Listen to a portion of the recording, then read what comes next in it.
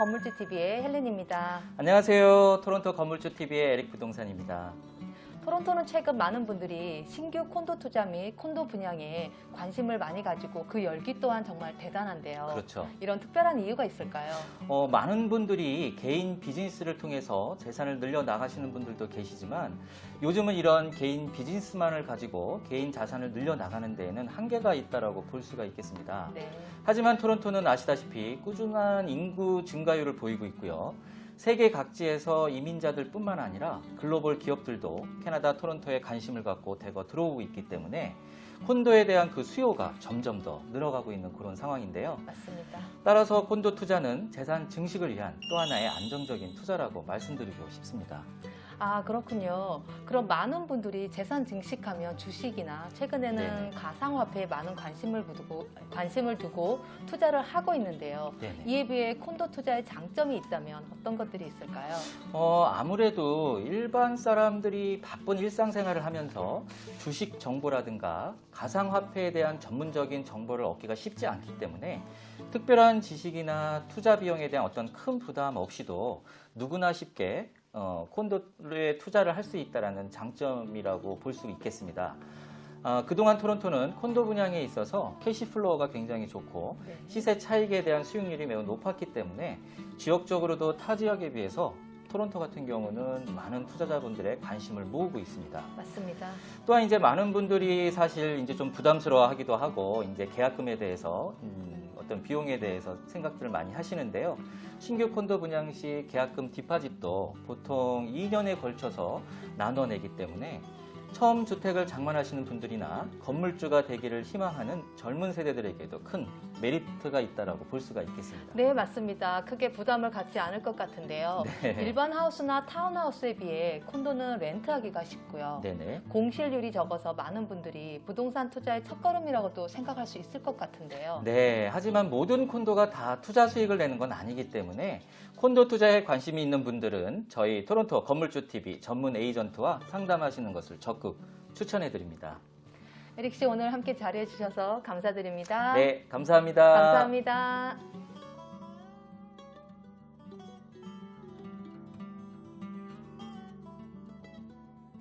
이번에는 신규 콘도를 구입한 후 콘도 클로징에 대해서 많은 분들이 문의를 해주셨는데요. 클로징 때 구매자들이 꼭 알고 있어야 할 법률 상식에 관해서 특별히 토론토 한인사회에서 종합 법률 서비스를 제공하시는 신광훈 변호사님 모시고 이야기 나눠보도록 하겠습니다. 안녕하세요, 신광훈 변호사님. 안녕하세요. 많은 분들이 신규 콘도에 투자를 하시고 클로징에 관해 문의를 해주셨는데요. 신규 콘도 클로징과 기존 리세일 콘도 클로징에 어떤 차이점이 있을까요? 예, 신축 콘도 클로징과 리세일 콘도 클로징은 비용과 절차 면에서 몇 가지 차이가 있는데요. 우선 절차적인 부분에서 가장 눈에 띄는 것은 리세일 콘도인 경우에는 클로징을 한 번만 하게 되지만 신축 콘도인 경우에는 두 번을 하게 된다는 것입니다. 그 첫 번째 클로징은 보통 occupancy closing 혹은 interim closing이라고 부르고요. 두 번째 클로징은 final closing 혹은 title transfer closing이라고 합니다. 아, 네, 그렇군요. 그럼 신축 콘도의 어큐펀시 클로징이 어떤 클로징인지 좀 더 구체적으로 설명 부탁드리겠습니다. 예, occupancy closing은 빌더가 시로부터 사람이 거주할 수 있다는 occupancy permit을 받은 시점에서 구매자가 실제로 입주할 수 있도록 빌더가 어레인지 해주는 그런 클로징입니다. 하지만 이 시기에는 콘도가 아직 완공되지 않아서 시에 등록도 마쳐지지 않았고요. 해당 콘도에서 입주만 가능한 상태이기 때문에 명의는 계속 빌더가 가지고 있게 됩니다. 따라서 잔금도 납부하지 않고요. 모기지도 필요하지 않습니다. 아, 그렇군요. 그런데 아큐펀시 클로징 때 구매자가 콘도를 사용하지 않더라도 부담해야 할 비용이 있을까요? 예, 있습니다. 입주 클로징으로부터 파이널 클로징까지 매월 일정한 금액, 보통 occupancy fee라고 불리는 금액을 건설사에 납부해야 합니다. 이 occupancy fee는 크게 세 가지로 이루어져 있는데요. 콘도 운영에 들어가는 관리비, 파이널 클로징 시에 납부해야 할 잔금에 대한 이자, 그리고 예상되는 재산세의 분할금, 이렇게 세 가지가 포함이 됩니다. 이 금액은 콘도를 사용하지 않는다고 하더라도 매달 빌더에게 내셔야 합니다. 반드시 내야 하는 건가요? 그렇습니다. 네. 따라서 이 빌더 입장에서는 어떻게 하든지 아큐펀시 클로징을 빨리 하는 게 비용 부담을 줄이는 거겠죠. 아, 네, 그렇겠네요. 그럼 아큐펀시 피 외에 추가적으로 더 들어가는 비용도 있을까요? 예, 일반적으로 아큐펀시 클로징 전에 디파짓을 분양 금액의 20%를 내시게 됩니다. 하지만 경우에 따라서 10%나 15%만 내시는 경우도 있는데요. 이런 경우는 아큐펀시 클로징 때 그 모자라는 5%나 10%를 추가 디파짓으로 내셔야 합니다. 이런 경우를 제외하면 아큐펀시 클로징에 많은 비용은 소요되지 않습니다.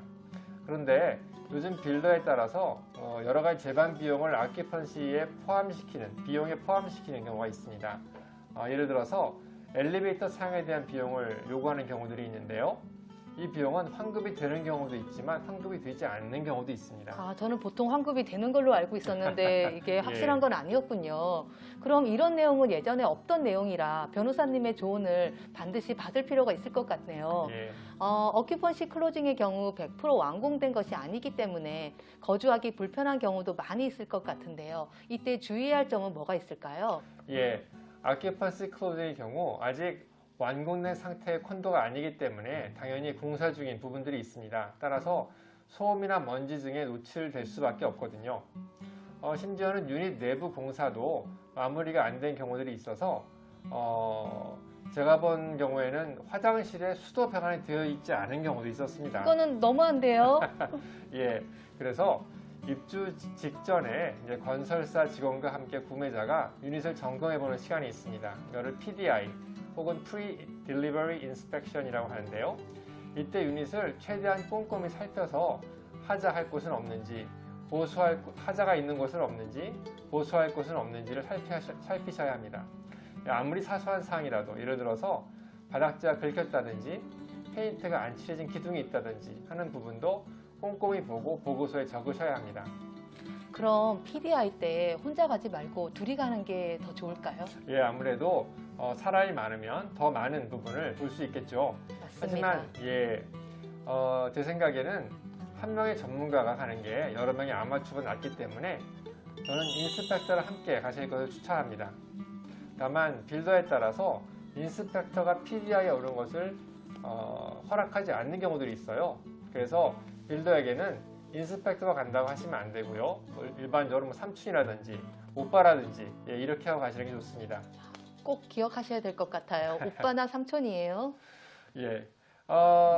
만약 이 시기에 이 PDI 때 발견하지 못한 문제들은 아큐펀시 클로징으로부터 30일 이내에 다시 확인을 하셔서 서면으로 테리온 워런티 회사에 보고할 수도 있습니다.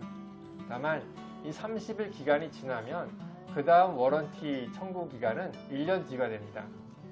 저희가 꼭 기억해야 될 것 같은데요. 어큐펀시 클로징 이후 30일 달력에 마크해놔야 될 것 같습니다.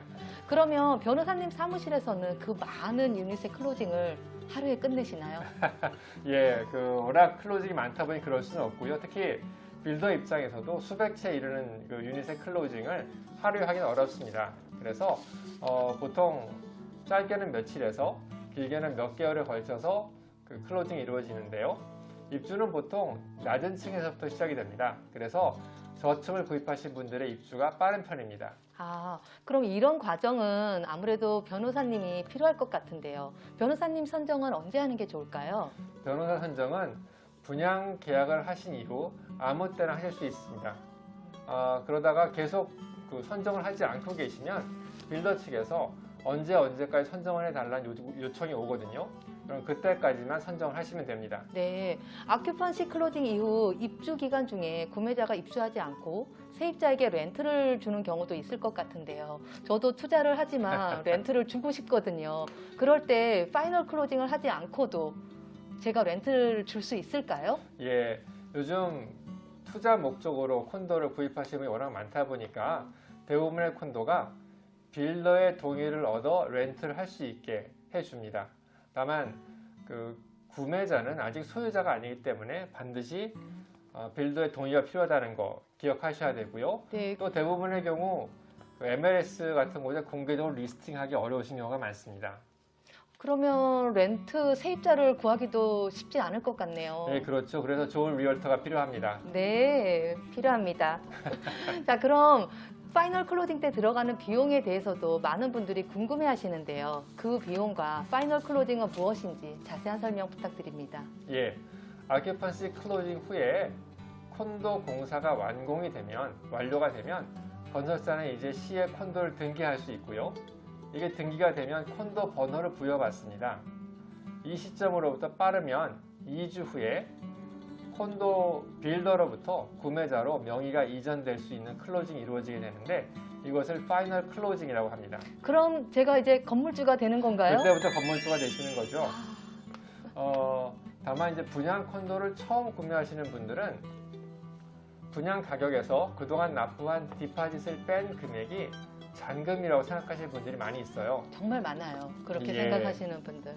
그래서 금액이 예상보다 많이 나오면 당황하시는데 이 사실 파이널 클로징 시에는 분양 가격에서 디파짓을 뺀 금액 이외에 계약서 상에 나와 있는 제반 비용을 납부하셔야 합니다. 예를 들어서 계량기 설치 비용이라든지 환경개발 분담금이라든지 테리언 워런티 비용 등등을 함께 잔금으로 내셔야 합니다. 일반적으로 계약서에는 이런 항목들이 뭐 작게는 10가지에서 많게는 30가지 가까이 있는 경우가 있어요. 이렇게 비용 항목이 늘어나는 이유는 계약서에 있지 않은 항목을 빌더가 청구하기 어렵기 때문에 빌더가 가능한 한 모든 비용 항목을 계약서에 써 넣으려고 하기 때문입니다. 그래서 계약서가 이렇게 두꺼웠던 거군요. 점점 두꺼워지죠. 네. 예, 이 비용은 보통 10,000불에서 한 20,000불 정도가 소요되는데 경우에 따라 더 높은 경우도 있습니다. 아, 그렇군요. 어큐펀시 클로징으로부터 파이널 클로징까지 시간은 보통 얼마나 걸릴까요? 참 답변 드리기가 애매한데요. 빠르면 아큐펀시로부터 파이널까지 2주도 걸리지 않는 경우가 있습니다. 그런데 오래 걸리는 경우에는 1년 이상 걸리는 경우도 있거든요.